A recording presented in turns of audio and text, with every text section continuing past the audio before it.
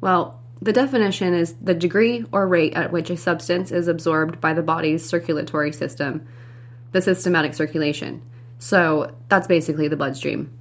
So the amount of time that the body takes to absorb whatever you're putting into it into the bloodstream. So vaping maximizes bioavailability by bypassing intestines or skin layers and going straight through the lungs and into the bloodstream. That's the beauty of that. But not everybody likes to smoke. So here are some ways that you can increase bioavailability. Holding the tincture under your tongue for 1 to 2 minutes and letting as much of it absorb as possible. Yes, I know, it could be uncomfortable, but that is the way to do it, guys. I'm telling you. Let it sit under your tongue as long as you can. I know most people only tell you 30 seconds, which is fine, but for a strict cannabidiol product, CBD, the ones that, the tincture oils that are not flavored, those are one cannabinoid. So you definitely want it to absorb as much of it as you can, since you're not getting a full profile of cannabinoids. And those tend to be a lot more oil when you take those tinctures. A lot of times a full spectrum tincture or drops, you're taking 1 or 2 drops at a time, which is going to absorb really quick, right? But a tincture made from CBD where it's suggesting that you take a milliliter or half a milliliter, it's going to take a little bit longer for your gland to absorb that. So try to let it sit under your tongue as long as possible. Another thing about the tincture, try taking your tincture 30 minutes after you eat, because the body's digestive system is going to be able to digest it the fastest and the most efficiently, because your body's not hungry, so it's not going to mistake the CBD oil for food, essentially, and it's going to send it to the right places.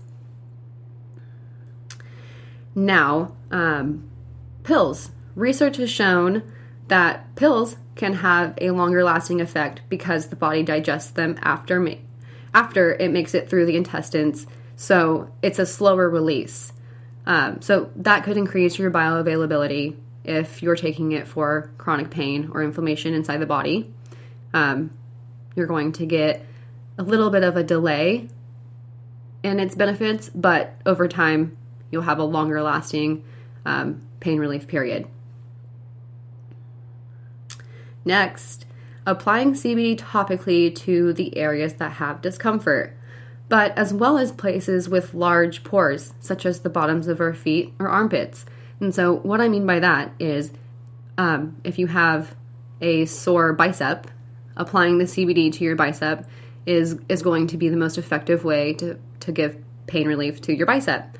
But you can also apply CBD to places like your armpits or the bottom of your feet for fast-acting pain relief. And if you're trying to get CBD inside your body and all you have is a topical, you can apply it to those areas, and it is more likely to enter the bloodstream that way because of those big pores.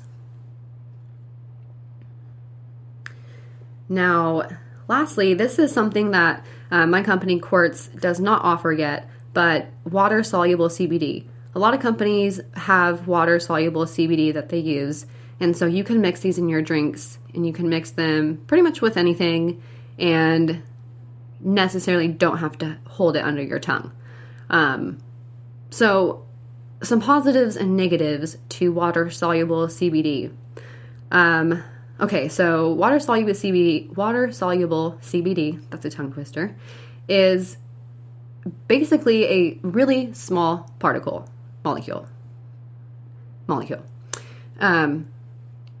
The CBD, the original CBD molecule, let's just vision this if we can. Close your eyes. Picture a marker and put a dot. And that is your CBD molecule. Okay, now picture a pen and a dot. That is the water-soluble CBD. So it's basically extra tiny, so it's going to enter the bloodstream a lot easier. But because it's so tiny, there's 2 things that I would say can be negatives. it's not, when you extract it, it's not going to be as strong of CBD.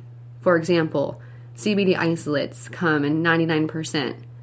CBD that's water soluble cannot be that high. It's only a 30%. So what that means is, because I know that's confusing, is you have to use a lot more to get the amount of milligrams your body wants. And because it's so small, it can be harder for it to find the bloodstream. But there's little research, but it is showing that it can be more effective. So that's also something that you want to try. Now, last but not least, dosages. This question is tricky for me. It's not always my favorite question because everyone's so different, but how do you know how much CBD to take? And typically, you would think your size plays a role, but there's very little research out to date that tells us the proper dosage and how to judge. So what we do know is what you're using it for and the type of CBD matters. When you're using CBD for something like sleep, we know that you're going to need more than a regular dose. But what's a regular dose? A lot of research is pointing to about 10 to 40 milligrams. Anywhere between that can be known as a normal dose of CBD. So if you're using it for sleep, you're going to need to take more. And when you're using a pure cannabidiol product, which is pure CBD, the one cannabinoid, you will need a little bit more than, let's say, a full spectrum product, which full spectrum or even broad spectrum do have more compounds of the plant present, so more benefits, you can take less. So little things like that are good to know. So make sure you're checking your labels and finding out which kind of product you have. Is it a full hemp extract, which would mean full spectrum, or is it a pure CBD product? Things to ask yourself, things to look for. But majorly, the key thing to remember when you're looking for CBD or judging how much you should take is to know that you can build a tolerance to CBD just like any substance. So you should always start small. Even if you think that you're a big person and let's say you take 8 Advil to get relief of a headache, so you think you need the most. Well, that's not the case. So don't walk in and assume you need the strongest bottle the store has. Always start small, start around 5 or 10 milligrams, work your way up. And also test brands. Do your research. Make sure, like we talked about in the beginning of this podcast, make sure the product is credible. Do not rely on a gas station brand or a vape shop brand. Always test others. Test a high key item, test a low item. Find what works for you. Wow, I think that's it. That's a lot of information though, right? Tons of stuff to think about when you're shopping for CBD and determining if CBD works for you. But now we get to the best part. The free gift I have for you guys. Yes.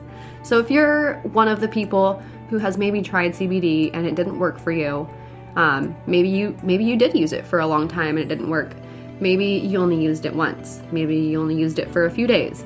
Well, I took the time to create a guide for you guys, a challenge. So I want you guys to try this, and it's free. So all you have to do is have a printer to print out this paper. And so what I want to challenge you guys to is using CBD for 30 days. Yes, a whole month of using CBD. But not just using it, I want you guys to track it. So I've created a calendar where you guys can mark the days that you've taken your CBD and what you've taken. And then with that will be an assessment. And, I know we're all busy. We don't have time to sit there and write about our CBD use every day.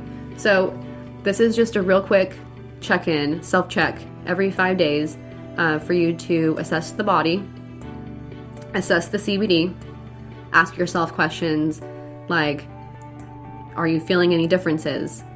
How much CBD are you taking? Are you not feeling different?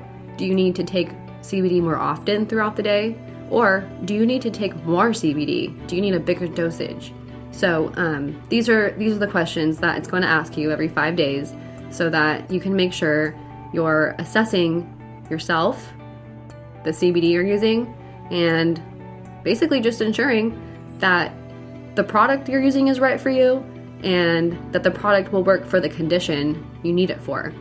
But like I said, and like I will continue to say, everybody is different. So this 30-day guide will also help you determine if CBD is even for you, because CBD is not for everybody, and it is an expensive, costly product to have, especially for people who are on medications already and who have to go to the doctor a lot.